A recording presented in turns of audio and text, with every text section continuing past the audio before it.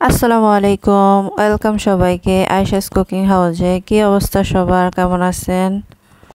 সামনে যেহেতু ঈদ, আর এই ঈদে পিঠা পুলি আর বিশেষ করে চালের গুঁড়ির রুটি তো অবশ্যই চলবে। আমি তো সেজন্যই নিজে হাতে গুঁড়িগুলো করে নিলাম নিজের ঘরেই। ভাবলাম আপনাদের সাথেও শেয়ার করি যাতে আপনাদেরও কোনো উপকারে আসে। আর এই চালের গুঁড়ি তো সহজেই করা যায়, অনেকে ভাবে, কিন্তু কিছু টিপস অ্যান্ড ট্রিক্স যদি ফলো করা যায় তাহলে খুব সুন্দর করে খুব সহজেই গুঁড়িগুলো করে নেওয়া যায় বাসায় এবং সংরক্ষণ করে রাখা যায় অনেক দিন। তো চলুন দেখা যাক কী অবস্থা, আমি কিভাবে করলাম। তো আমি এখানে প্রথমে আতপ চাল নিয়ে নিয়েছি। মোটা আতপ চালগুলো, পোলাও চাল না, আতপ চাল গুঁড়ি করার জন্য যে চালগুলো ব্যবহার করা হয়, এটা আপনি বাজারে 60 থেকে 70 টাকার মধ্যে কেজি পেয়ে যাবেন। তো আমি এখানে 1 কেজি নিলাম। তো একটা বড় বোলের মধ্যে আমি ফার্স্টে চালগুলো ঢেলে দিলাম।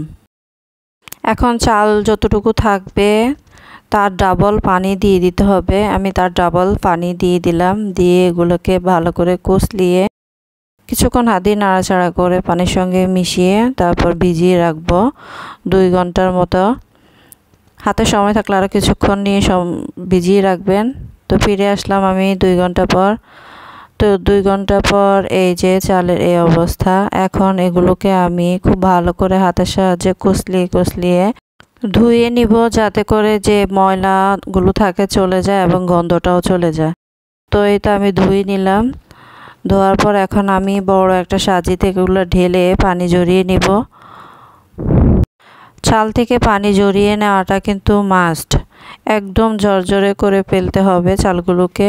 আর চালগুলোকে আমি ঝরঝরে করার জন্য একটা বড় সুতি কাপড় নিয়েছি, তার নিচে মোটা একটা টাওয়াল দিয়ে বিছিয়ে তারপর এগুলোকে মেলে দিয়েছি। উপরে পাখা চালিয়ে দিয়েছি। একদম 20 মিনিটে শুকিয়ে ঝরঝরা হয়ে গিয়েছে।